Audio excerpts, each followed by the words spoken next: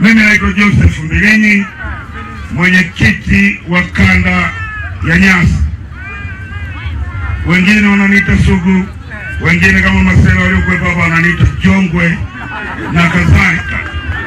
Tuko hapa muda hautoshi. Leo sitazungumza. Nitafanya kazi moja tu ya kumnyanyua mwenyekiti wa taifa ili aje kuzungumza nanyi. Ndugu zangu, tuko kwenye operation maalum ya no reform no election. Yani bila mabadiliko hakuna uchaguzi. Na naamini operation hii hakuna watu ambao wataielewa kama nyinyi watu wa kijiji hiki, kwa sababu nyinyi ni wahanga wa mwisho wa mfumo mbovu wa uchaguzi ambao upo katika nchi ya Tanzania. Tumesema sasa tunataka iwe mwisho.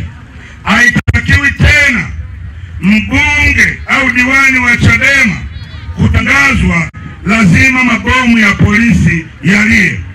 Haitakiwi mbunge au diwani au mwenyekiti wa Chadema kutangazwa lazima watu wapigwe risasi, lazima watu wawe vilema, lazima watu wauawe. Hii tunataka ifike mwisho, na ndio maana tumekuja na operation hii maalum.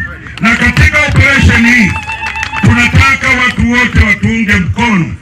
Walimu mliokuwepo hapa, nyinyi ndio mnakuwa wa kwanza kutumika na serikali ya Chama cha Mapinduzi kuiba na kuvuruga uchaguzi.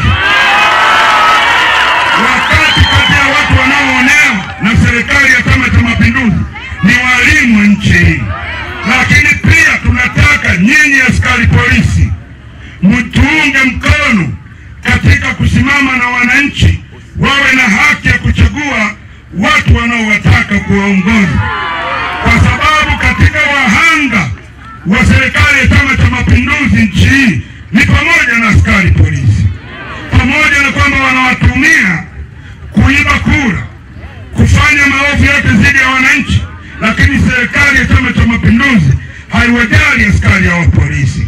Na ndio maana nenda hata kwenye ripoti ya CAG, mkaguzi mkuu wa serikali, kila mwaka katika hela zinazopigwa kwenye mawizara ni pamoja na wizara ya mambo ya ndani, ambao wao polisi wako chini ya kudadeki.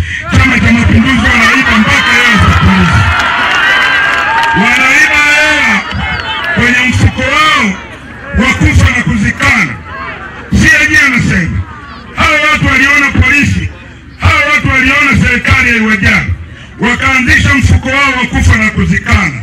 Kwenye ripoti ya CAG unakuta bilioni zimepotea za hao Masela wamekaa hapa.